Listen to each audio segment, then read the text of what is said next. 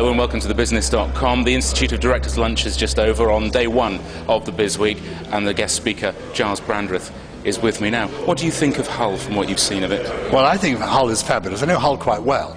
The thing to say about the lunch is we've had a lot of fun, actually, and I interviewed some years ago the President of the United States, who was then Bill Clinton.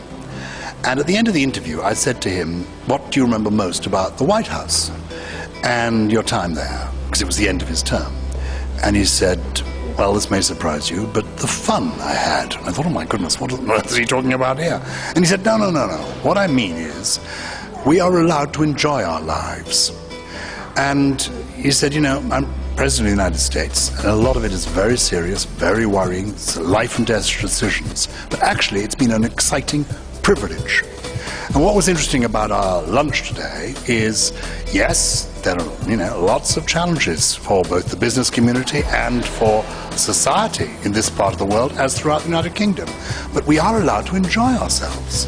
So we had a good networking lunch. Ideas were exchanged. A good time was had by all. Not much wine was taken. A fabulous meal was consumed. And we had a good time. Hull, I love. I've known Hull for many years. One of the curious things about Hull is that you have to come to Hull to know it. Because the press has got a sort of caricatured view of Hull, and that sticks a bit. I like the city of Hull, but the countryside around Hull is just fabulous. It's beautiful. So if you come as often as I do, it isn't a surprise.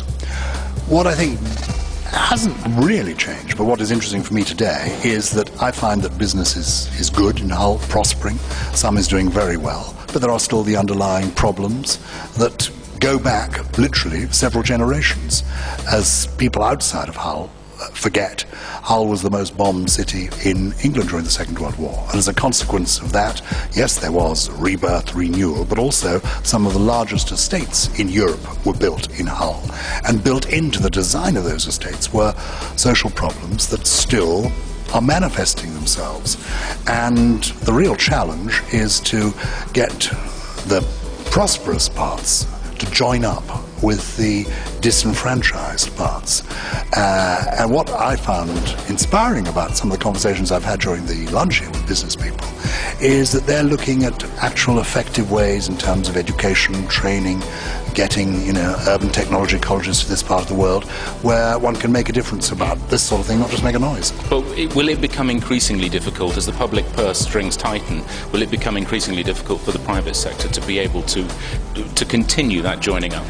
Well, I don't know that it's necessarily only to do with money. I think it's actually more because, for example, Siemens coming here, if they do with their, the offshore renewable energy that they want to create, they'll be doing that for commercial reasons. That's why they're doing it.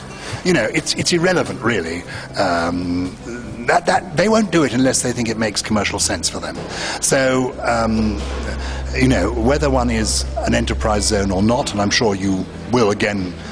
They keep changing the titles and acronyms for these things, but there are needs in this part of the world that I'm sure will be met. So whether or not you become an enterprise zone is almost neither here nor there. If Siemens want to be here, they will be here.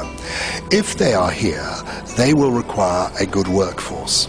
So the challenge is to make sure that the schools are providing the right kind of education, appropriate education, that will actually get people fitted out to work in those sorts of jobs. So the schools already exist. It's actually adjusting them to make sure they're the right kind of schools. We spoke at the launch this morning. I know you wouldn't have heard, but we spoke this morning and heard a lot about people saying Hull is a great place, but actually doesn't shout about itself out of the community enough. Is that? Do you think that's right? It is right. And though one hates, the reason that politicians indulge in spin is that spin makes the difference. I remember when I first became an MP, I'd done a really good week's work, and I got to the top of a hill in my constituent. I met this old buff who said, "We never see you." "Oh," I said, "You're seeing me now." He said, "We never see you." And I'd done a lot of good work in the constituency that week, but he hadn't seen me doing it. So I changed my policy. I stopped doing as many good things and started having more photo opportunities.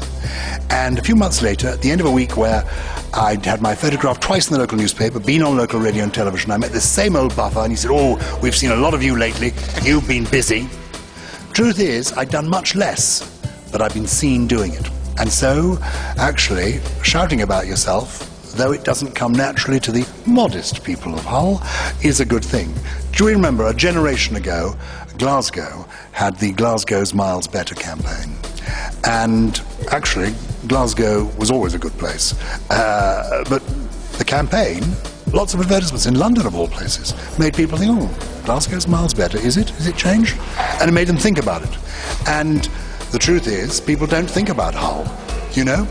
But in fact, getting to Hull is now incredibly easy. I came up on the train. Hull has its own train service now, direct from King's Cross, couple of hours. Very good service, on time, very friendly service, lovely food, etc. You can get to Hull, you can get around Hull.